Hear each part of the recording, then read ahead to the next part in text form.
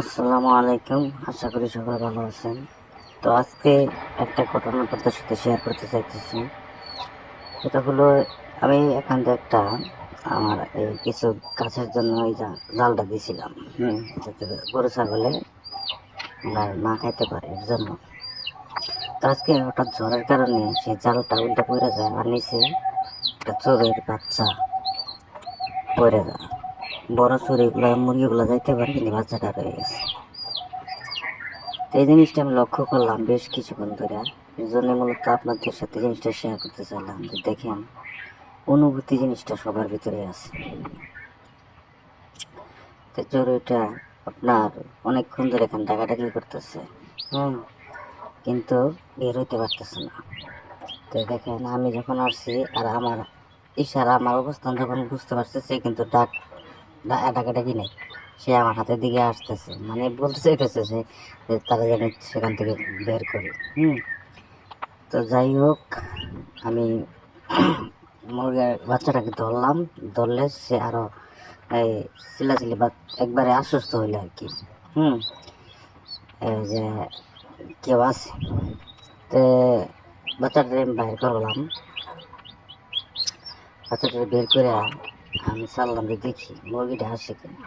তো মুরগিটা ওখান থেকে কিন্তু ডাকতেছে, আসতে চাইতেছে একবার, আবার আমার ভয় এবার আসতেছে না।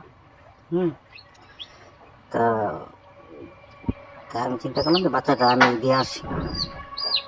তো বাচ্চাটা তো ভিতরে দিয়ে আসলাম।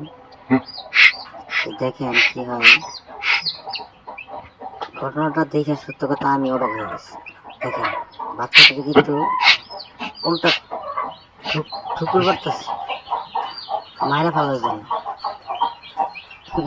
কিসের জন্য তাই জানি, উল্টা বাচ্চাটা আঘাত করতেছে। তো এখানে একটা কাহিনী আছে, তো কাহিনীটা আপনাদের একটু বলি। তো এখানে আসলে দুইটা মুরগি একসাথে বসানো হয়েছিল, দুইজনে বাচ্চা ফুটাইছে। তো মূলত বাচ্চাটা সেই মুরগি না। দেখেন, কারেন্ট না নাই, আমার ব্যাটারি মোবাইলে চার্জ নাই, যার কারণে ফ্লাশ লাইটটা দিতে পারি নাই। তো হালকা আপনারা বুঝে নিয়েন। তো ওই দেখেন, বাচ্চাটা মুরগিটা যেখানে যেতেছে, বাচ্চাটা কিন্তু সেখানে যেতেছে। তো ওই তার যে মা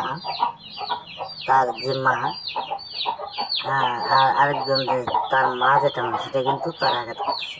দেখেন, বাচ্চাটা কিন্তু আবার তার ওই মায়ের কাছে যেতেছে, কিন্তু অন্য মুরগিটা তারা কিন্তু ঠুকুর করতেছে, অবশেষে তার যে মা, তার মা কিন্তু তার এই নিল, তার এই উমের নিচে নিল, গরম করানোর জন্য।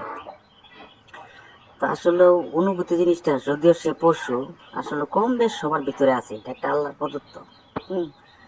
তো সবাই ভালো থাকবেন, সুস্থ থাকবেন, আল্লাহ হাফেজ।